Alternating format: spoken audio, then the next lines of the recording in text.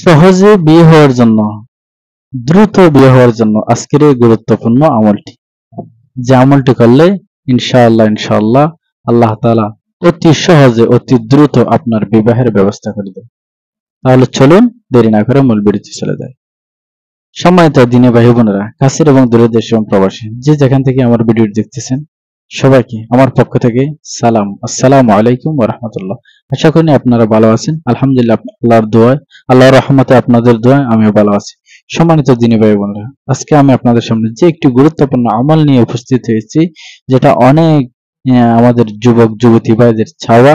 তারা অনেক দিন ধরে আমলটি মনে হয় আশা করি খুঁজতেছেন। এবং সমাজের মধ্যে এখন দেখা যাইতেছে অনেকের বিবাহ হইতেছে না। হ্যাঁ, বিভিন্ন কারণে বিবাহ হইতেছে না। তারা বিবাহ নিয়ে খুব টেনশনে আছেন, চিন্তিত অবস্থায় আছেন। অথবা মন মতো স্ত্রী পাচ্ছেন না, অথবা পাত্র ছেলে পাচ্ছেন না। এরকম ভাই বোনদের জন্য আজকের এই গুরুত্বপূর্ণ আমলটি, ভিডিওটি। দয়া করে ভিডিওটি টেনে টেনে দেখবেন না।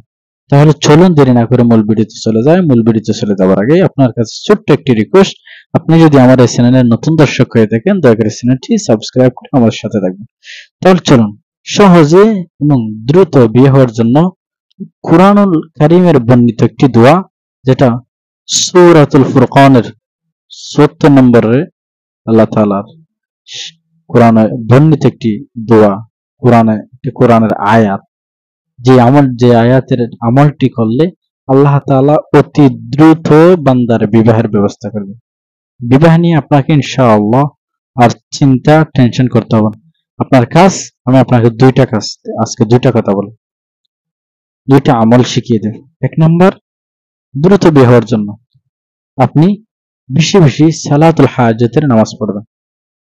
সালাতুল হাজতের নামাজ বেশি বেশি করে পড়বেন, বিশেষ করে মধ্যরাতে পড়বেন।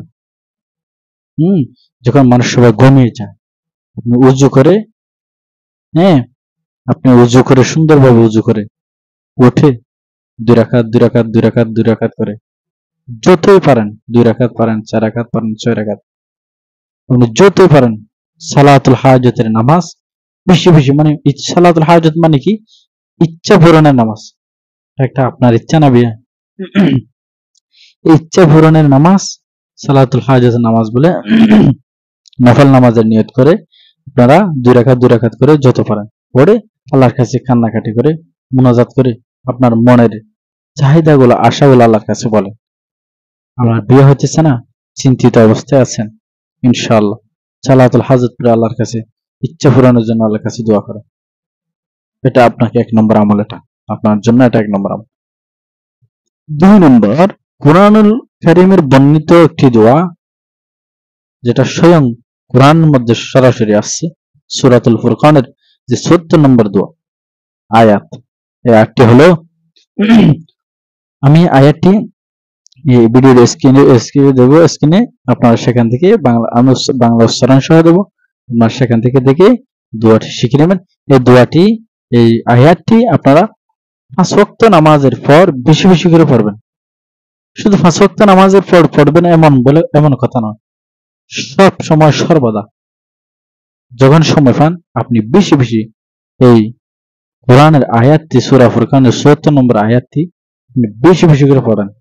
ইনশাআল্লাহ দেখবেন আপনার কুরআনুল কারীমের উপর যদি আপনার আস্থা থাকে, আল্লাহর উপর যদি বিশ্বাস থাকে, আপনি মুসলমান হন, আল্লাহ তাআলা আপনার দ্রুত বিবাহের ব্যবস্থা করে দিবেন। আপনার বিশ্বাস অনুযায়ী আপনার যত পার্সেন্ট বিশ্বাস থাকবে তত পার্সেন্ট কাজ।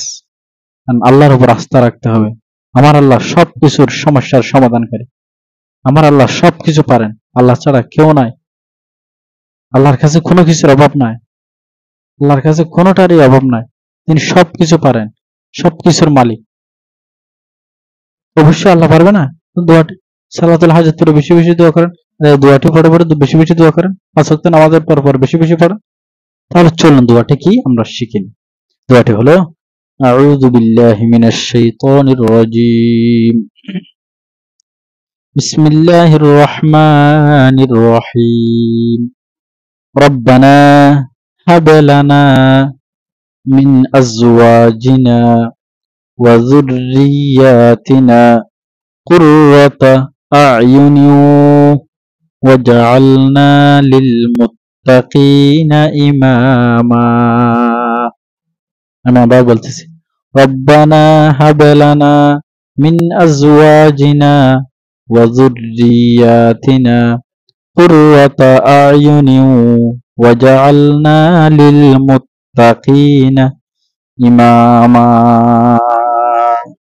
অর্থাৎ হে আমার রব, আমাদের জন্য এমন স্ত্রী ও সন্তান সন্ততি দান করুন যারা আমাদের সুখ শীতলকারী হবে, আমাদের আল্লাহ বিরোধীদের জন্য আদর্শ করুন। আল্লাহর কাছে এই দোয়াটি পড়ে পড়ে বেশি বেশি দোয়া করুন 5 ওয়াক্ত নামাজের পর। ইনশাআল্লাহ আল্লাহ তাআলা আপনার দ্রুত বিবাহের ব্যবস্থা করে দিবেন। আল্লাহ তাআলা আমাদেরকে আমল করার তৌফিক দান করুন। আসসালামু আলাইকুম ওয়া রাহমাতুল্লাহ।